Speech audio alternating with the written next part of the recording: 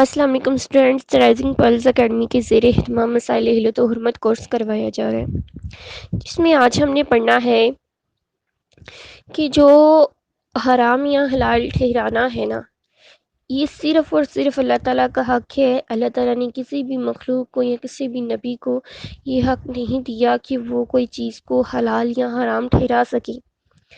نبی اور رسول صرف ان چیزوں کو حلال اور حرام ٹھہراتے ہیں جن کا حکم اللہ تعالیٰ نے ان کو دیا ہے کہ ان چیزوں کو آپ حلال کہہ دیجئے، ان چیزوں کو آپ حرام کہہ دیں۔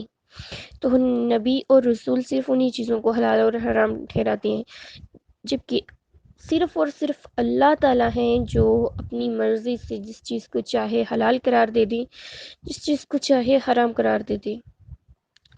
تو اب بات آتی ہے نا کہ پرانی کتابوں میں تحریف کیسے ہوئی۔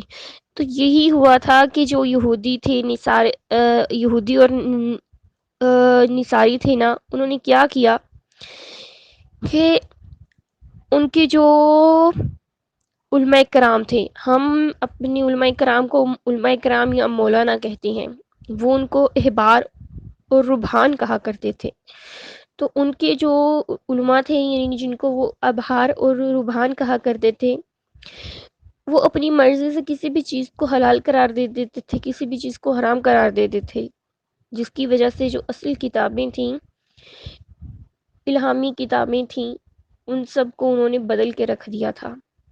اور قرآن پاک میں اس بات کا کس طرح سے ذکر آتا ہے؟ سورۃ جو توبہ ہے، اس کی آیت نمبر 31 میں اللہ تعالیٰ نے کیا ارشاد کیا ہے؟ انہوں نے اللہ کو چھوڑ کر اپنے ابحار و ربحان کو اپنا رب بنا لیا، یعنی اللہ تعالیٰ فرماتے ہیں کہ وہ لوگ جو تھے انہوں نے اللہ تعالیٰ کو چھوڑ دیا، یعنی کہ اللہ تعالیٰ کے جو احکامات تھے ان کو چھوڑ کر ابحار و ربحان کو اپنا رب بنا لیا، یعنی کہ ان کے جو ابحار تھے، ربحان تھے، انہوں نے جو جو بولا انہوں نے اسی چیز پر عمل کر لیا۔ ٹھیک ہے، تو اب جو اسی آیت کی تشریح ہے نا، اس میں رسول پاک صلی اللہ علیہ وسلم نے کیا فرمایا ہے، یعنی کہ اس آیت کی تشریح کے بارے میں رسول پاک صلی اللہ علیہ وسلم کیا فرماتے ہیں؟ یہ لوگ اپنی علماء کی حلال کی کو حلال اور ان کی حرام کی کو حرام کر لیتے تھے، یعنی کہ وہ لوگ وہی کام کرتے تھے کہ ان کے مولوی جو کہتے تھے کہ یہ حلال ہے تو وہ مان لیتے تھے یہ حلال ہے، اور ان کے مولوی جو کہا کرتے تھے کہ یہ حرام ہے تو وہ یہی مان لیتے تھے کہ یہ حرام ہے۔ اس کے بعد آگے کیا ہے؟ اور جو امام ابن تمیمہ ہیں، انہوں نے کیا اس کے بارے میں بولا ہے؟ سلف ساحلین حرام کا اطلاق اس چیز پر کرتے تھے جس کی حرمت قرآن و حدیث سے قطعی طور پر ثابت ہوتی ہو۔ ٹھیک ہے، یعنی کہ جو سلف ساحلین تھے وہ کیا کرتے تھے؟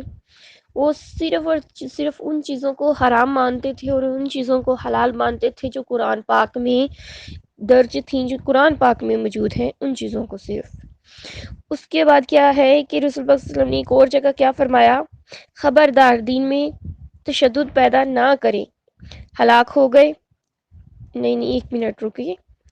ہاں، رسول اللہ صلی اللہ علیہ وسلم نے فرمایا ہے خبردار دین میں تشدد پیدا کرنے والے ہلاک ہو گئی۔ یہ بات آپ صلی اللہ علیہ وسلم نے 3 مرتبہ فرمائی تھی۔ ٹھیک ہے، یعنی یہ کہ جو لوگ جیسے کہ فرقہ واریت ہے، یہ ایک دین میں تشدد پیدا کر رہا ہے، یعنی کہ اصل جو دین ہے وہ صرف ایک ہی ہے، وہ اللہ کا دین ہے، اور اس میں کوئی فرقے نہیں موجود۔ ٹھیک ہے، اللہ کے دین میں فرقے موجود نہیں ہیں، اللہ کے دین میں صرف اللہ کا دین قرآن و سنت، یعنی قرآن اور حدیث موجود ہے۔ لیکن آگے کیا ہوا ہے کہ مسلمانوں نے طرح طرح کے فرقے بنا لیے، پھر اس میں تقسیم ہوئے، پھر تقسیم ہونے کے بعد ہر پہلا فرقہ دوسرے فرقے پر الزام لگاتا ہے کہ بھئی تم لوگ تو مسلمان ہی نہیں ہو۔ تو ایسی بات جو ہے یہ دین میں تشدد کرنا ہے، اور اس کے بارے میں رسول پاک صلی اللہ علیہ وسلم نے منع فرمایا ہے۔ اس کے بعد یہ بھی ہے کہ مسلم شریف کی یہ حدیث ہے، میں ایسے دین کے ساتھ بھیجا گیا ہوں جو حنیف یعنی سیدھا بھی ہے اور کشادہ بھی ہے، جس میں بلا وجہ تنگی نہیں ہے۔ یہ رسول پاک صلی اللہ علیہ وسلم نے فرمایا ہے، یعنی کہ رسول پاک صلی اللہ علیہ وسلم یہ بھی فرما رہے ہیں کہ جو میں نے جس دین کے ساتھ مجھے اللہ تعالیٰ نے بھیجا ہے نا، وہ بالکل سیدھا ہے، یعنی کہ اس میں کوئی اتار چڑھاؤ نہیں ہے کہ جس چیز پہ آپ لوگ بحث کریں یا ایک دوسرے کے ساتھ لڑائی کریں، اور کشادہ ہے یعنی کھلا ہے، یعنی کہ اللہ تعالیٰ نے اس میں حکمتیں رکھی ہوئی ہیں، مصلحتیں رکھی ہوئی ہیں، اس کو آسان کر دیا ہے. آسان سے آسان تر اگر کوئی دین دیکھے تو وہ مسلمانوں کا دین ہے، اسلام ہے. ٹھیک ہے. لیکن کیا ہے نا کہ آج کل فرقہ واریت اتنی بڑھ چکی ہے کہ ہم یہ نہیں دیکھتے کہ کیا اسلام میں کیا چیز موجود ہے. ہم نے ہمیشہ یہی سمجھتے ہیں کہ بھئی ہمارا فرقہ سب سے اوپر، باقی سب نیچے. ایسی بات نہیں ہے. اللہ تعالیٰ نے جب فرقوں کو دیکھنا ہی نہیں ہے تو اللہ تعالیٰ نے کیا دیکھنی ہے؟ آپ کے اعمال دیکھنے ہیں کہ کیا جو قرآن پاک تھا، جو حدیث تھی، آپ نے ان پر عمل کیا. ان پر عمل کرتے ہوئے رسول پاک صلی اللہ علیہ وسلم کی اللہ تعالیٰ کی اطاعت کی. اگر کی ہے تو اللہ تعالیٰ نے آپ کو جنت دے دینی ہے، اگر نہیں کی تو اللہ تعالیٰ نے آپ کو دوزخ دے دینی ہے. اللہ تعالیٰ نے تو پوچھنا ہی نہیں کہ آپ کی رنگ کیا تھی، آپ کی نسل کیا تھی، آپ کی ذات کیا تھی، آپ کا فرقہ کیا تھا. یہ کوئی بھی چیز اللہ تعالیٰ نے آپ سے نہیں پوچھنی. اللہ تعالیٰ نے صرف آپ کا تقویٰ دیکھنا ہے کہ آپ کا تقویٰ کتنا ہے. تو اس کے بعد اگر ہم بات کریں کہ اللہ تعالیٰ نے جن چیزوں کو حرام قرار دیا، میں پہلے بھی آپ کو بتا چکی ہوں کہ ان چیزوں میں نقصان زیادہ ہے. ٹھیک ہے. اور جیسا کہ سورت یہ جو ہے سورۃ البقرہ، اس کی آیت نمبر جو 219 ہے، اس میں اللہ تعالیٰ نے کن چیزوں کو حرام قرار دیا تھا. اگر ہم اس کی وضاحت میں دیکھیں تو ہم دیکھیں گے کہ اللہ تعالیٰ نے شراب کو، جوئے کو حرام قرار دیا تھا کہ یہ ساری چیزیں جو ہے شراب نہیں پینی چاہیے، جوا نہیں کھیلنا چاہیے. وہ آیت کیا تھی؟ وہ تم سے شراب اور جوئے کے متعلق پوچھتے ہیں، کہو ان دونوں چیزوں میں بڑا گناہ ہے اور لوگوں کے لیے تھوڑے سے فائدے بھی ہیں، لیکن ان کا گناہ ان کے فائدے سے بڑھ کر ہے. تو یعنی جس چیز میں جو ہے نقصان زیادہ ہو، فائدہ تھوڑا ہو، وہ چیز حرام ہے. تو یہ تمام چیزیں جو اللہ تعالیٰ نے بتا دی مسلمانوں کو کہ سور کا گوشت جو ہے یہ حرام ہے، جو نجس جانور ہیں یعنی کہ جو ناپاک جانور ہیں وہ حرام ہیں. اور اس کے علاوہ اللہ تعالیٰ نے مردار، خنزیر، یہ ساری چیزیں اللہ تعالیٰ نے واضح کر دی.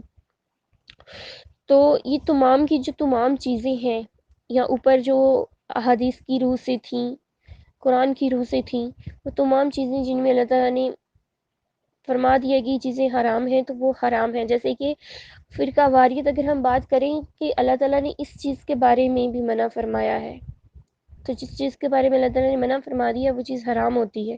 یعنی کہ کوئی مسلمان ہے اگر وہ کہے گا کہ میں اس فرقے میں ہوں تو یہ چیز نہیں ٹھیک، بلکہ اس سے کہنا چاہیے کہ میں مسلمان ہوں، میں اسلام پر، قرآن پر عمل کرتا ہوں. کیونکہ اللہ تعالیٰ نے تو دین میں تشدد پیدا کیا ہی نہیں. اس کے بعد جو ہے کہ اللہ تعالیٰ نے اگر کسی چیز کو حرام قرار دیا ہے تو اس کے برعکس ایک چیز کو حلال بھی قرار دیا ہے. یعنی کہ اگر اللہ تعالیٰ نے زنا کو حرام قرار دیا تو اس کے بدلے میں اللہ تعالیٰ نے نکاح کو جائز قرار دے دیا. اگر اللہ تعالیٰ نے مردوں کے لیے جو ریشم کا کپڑا ہے وہ حرام قرار دیا تو اس کے بدلے میں مردوں کے لیے اون وغیرہ، ٹھیک ہے، اس طرح کا لباس اللہ تعالیٰ نے نا مردوں کے لیے جائز قرار دے دیا. اگر اللہ تعالیٰ نے مردوں کے لیے سونے کو حرام قرار دیا تو چاندی کو اللہ تعالیٰ نے جائز قرار دے دیا. اسی طرح سے اللہ تعالیٰ نے جگہ جگہ پہ مردوں کو، عورت کو بہت ساری آزادیاں تو دی ہیں، لیکن ان کے ساتھ ساتھ جو چیزیں حرام قرار دی ہیں ان پر بھی اسٹرکٹلی فالو کرنا ہے کہ جو چیزیں حرام ہیں ان کو ہم نے استعمال یا اپنی زندگی کا حصہ نہیں بنانا. تو انشاءاللہ باقی جو پڑھیں گے ہم، کافی زیادہ چیزیں اور ہیں ان کے بارے میں ہم کل پڑھیں گے. اور اللہ تعالیٰ آپ سبھی کا حامی ناصر ہو. جو آپ نے پڑھا ہے اللہ تعالیٰ اس پر آپ کو عمل کرنے کی توفیق عطا فرمائے، اور جو میں نے پڑھایا ہے اللہ تعالیٰ مجھے اس پر عمل کرنے کی توفیق عطا فرمائے. آمین.